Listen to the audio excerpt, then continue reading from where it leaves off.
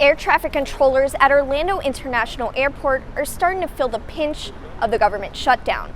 They're out here handing out these flyers to people trying to catch their flights, urging them to call their lawmakers to put an end to the shutdown. If you're visiting the Sunshine State and want to cast a line, expect a lot of more hassle. The FWC recently removed short-term fishing licenses for non-residents, and local charters are already starting to feel the hit on their bottom line. The FAA directs more than 44,000 flights daily and states that this is a safety mechanism for travelers and for workers alike during the government shutdown. While the physical labor here is evident, the real work is happening behind the scenes, with students managing other students in leadership roles, marketing, and even app development.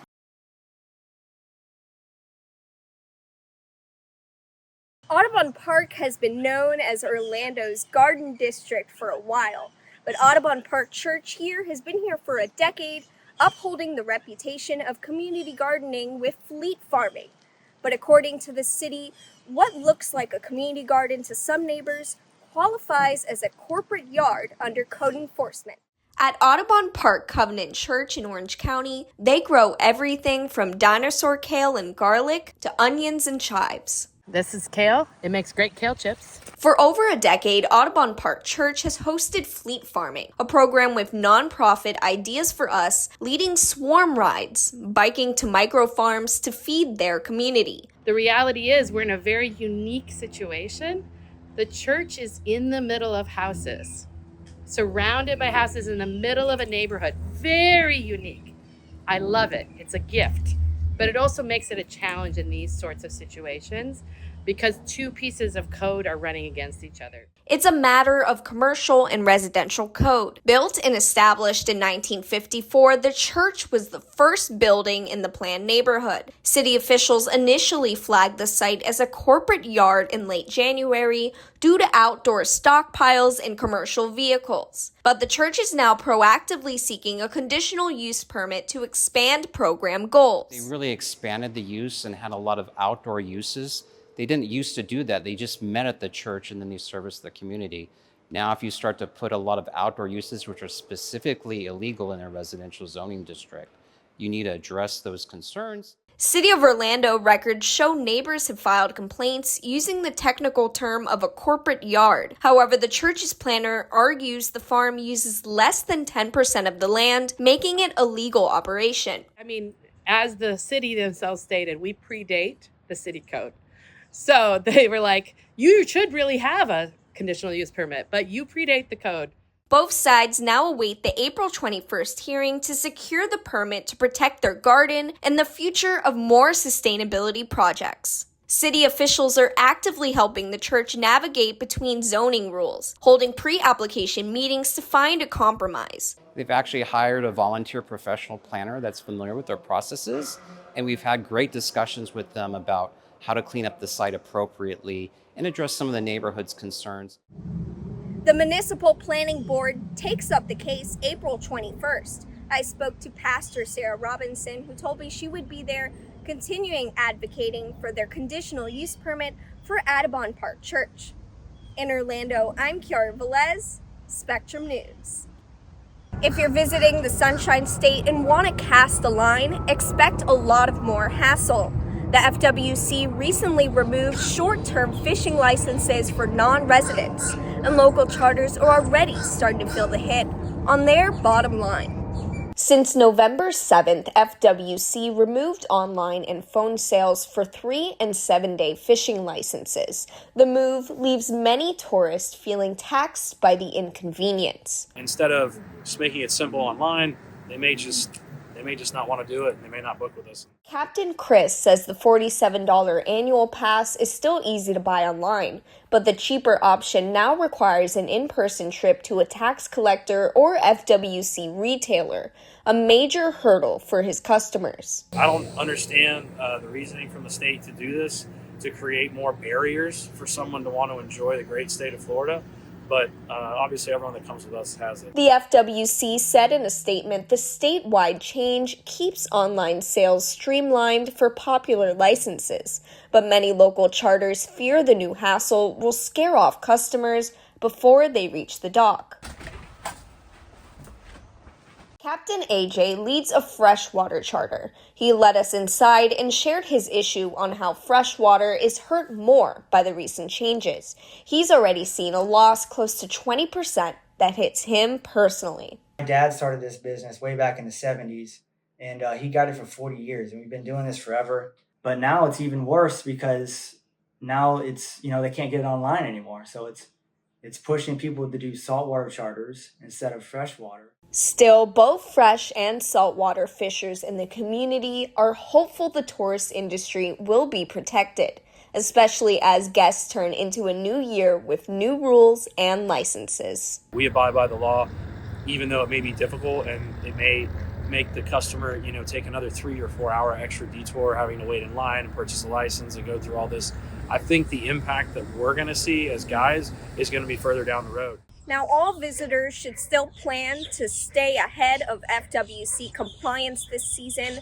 Although online options have changed, FWC says you can still register with a local tax collector office or specific local bait shops. Just make sure you check the online map before you hit the water. In Orlando, I'm Kiara Velez, Spectrum News. The Florida Kratom Consumer Protection Act would move to ban mixing kratom with products like coffee, nicotine, or kava. I spoke to researchers, advocates, and workers here on location for their side of the story. Florida lawmakers are targeting kratom, a herbal drink known for its stimulant-like qualities, in Bill HB 1205. I use it for pain primarily from motorcycle crashes in my short-lived period of time in the RV. Yeah, it's the community that's been by far the most important part of anything that you could talk about within this. Inside Legacy Kava Bar, we spoke with Nicholas Oliveira of the Kava and Kratom Retailers Association. As a former bartender, he believes new regulations will have a deep impact on the industry more than people realize. You're regulating it from the highest extent to beverage manufacturers, shop manufacturers, large companies, all the way down to the smallest golf bars that you might not know exist. The new regulations are found in Florida's House Bill 1205 and its companion act, SB 994. The Attorney General took the right step on that. This legislation goes way too far on regular kratom consumers. Matt Caddo of the American Kratom Association fears the state is over-regulating without research. Dr. Oliver Grunman of the UF College of Pharmacy says the bill limits risky interactions. They both attended UF's college in Orlando for the 5th Scientific Kratom Symposium. Its potential beneficial and detrimental effects is important for consumer safety. It doesn't ban access to these products, but it properly regulates it so that we can increase safety of kratom consumption. Processors must now hold state food permits and register with the FDA to sell kratom. They also may face fines up to $5,000 for third-party lab tests if the state suspects a product is tainted. While the FDA has long labeled kratom an unsafe additive, experts like Haddo say it's vital to do research first. Show me the science that says that a combination of kava and kratom is somehow dangerous. Show me that a kratom and caffeine product, show me that that's dangerous. They can't do it. While the FDA labels kratom an unsafe additive, millions of Americans claim its relief benefits and want a choice in what they consume. For locals like Nicholas Oliveira, the message to lawmakers is simple. Be educated about it. And if you go there and hate it, that's perfectly fine. But at least you understand. If you go there and love it, hey, that's great too. But try it before you try to legislate.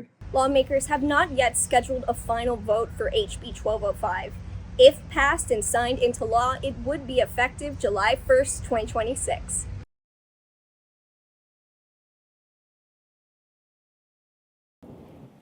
Yeah, it's a plan that could double the amount of sports revenue Seminole County brings in each year.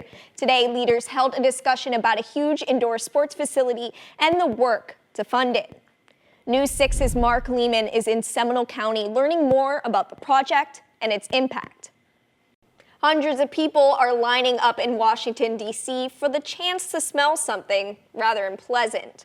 A corpse flower is in bloom at the U.S. Botanic Garden. It began to bloom Tuesday afternoon. A spokesperson at the garden says it smells similar to a dead mouse, but worse. It's over 7 feet tall, and the last time it bloomed was in 2021. If you want to see it for yourself, you better hurry. The garden spokesperson is not sure how much longer it'll stay in bloom. Thousands of flights were delayed last night after United Airlines halted flights, but as of this morning, operations have resumed.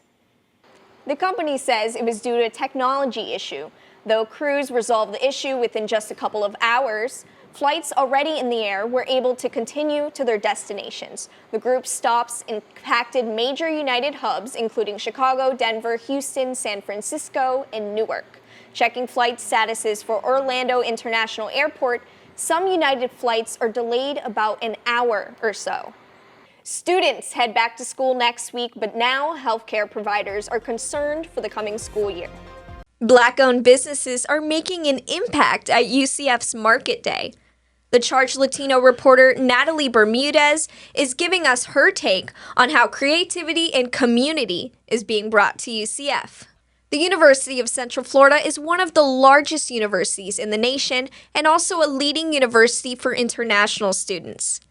We profiled Gavino Sanchez, an international student, focused and driven to take his education back home to support his family-owned coffee farm business. The Charged Latino reporter Bianca Lopez has more on the story. Florida public schools are facing a large decline in enrollment as parents are choosing to put their kids into private schools, homeschooling, or microschooling. But this has a large effect onto public school budgets and possibly can impact the future of education for parents, teachers, and students. The Charged Latino reporter Bianca Lopez has more on this. UCF has adopted a new wide hazing policy.